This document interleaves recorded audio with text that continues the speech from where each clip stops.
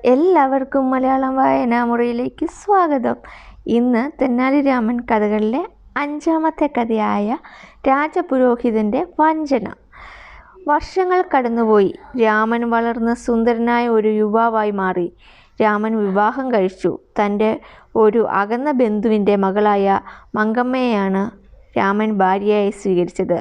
ഉപജീവനത്തിന് മാർഗമില്ലാത്തവൻ കല്യാണം കഴിക്കുക കൂടി ചെയ്താലത്തെ അവസ്ഥ എന്താ? രാമനും കുടുംബവും കൂടുതൽ ദാരിദ്ര്യത്തിലായി. കടം വാങ്ങി മുടിഞ്ഞു. രാജാവിനെ ചെന്ന് കാണുക തന്നെ രാമൻ തീരുമാനിച്ചു. നേരിട്ട് ചെന്നാൽ കാര്യം നടന്നില്ലെന്ന് വരും.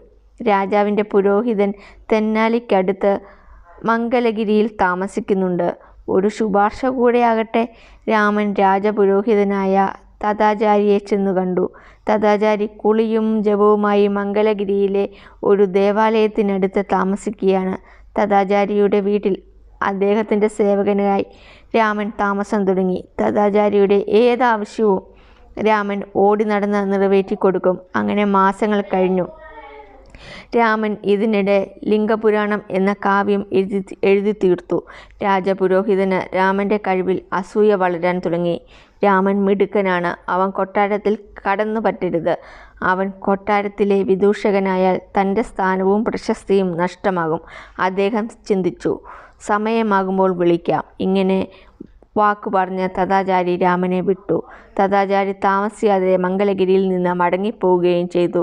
രാമൻ തെന്നാലിയിൽ ചെന്ന് രാജപുരോഹിതൻ വിളിക്കുന്നതും കാത്തിരിപ്പായി. പക്ഷെ ആര് വിളിക്കാൻ?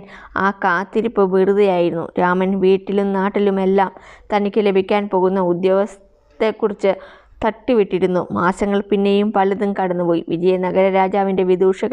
വിജയനഗരത്തിലെ വിദൂഷകൻ ദാ വരുന്നു. രാമനെ കാണുമ്പോൾ ആളുകൾ കളിയാക്കി തുടങ്ങി. രാമന് നാണക്കേടായി. അവൻ നാട് വിടാൻ തീരുമാനിച്ചു. ഈ കഥ എല്ലാവർക്കും ഇഷ്ടമായോ? ഇഷ്ടപ്പെട്ട ലൈക്കും സബ്സ്ക്രൈബും ചെയ്യണേ.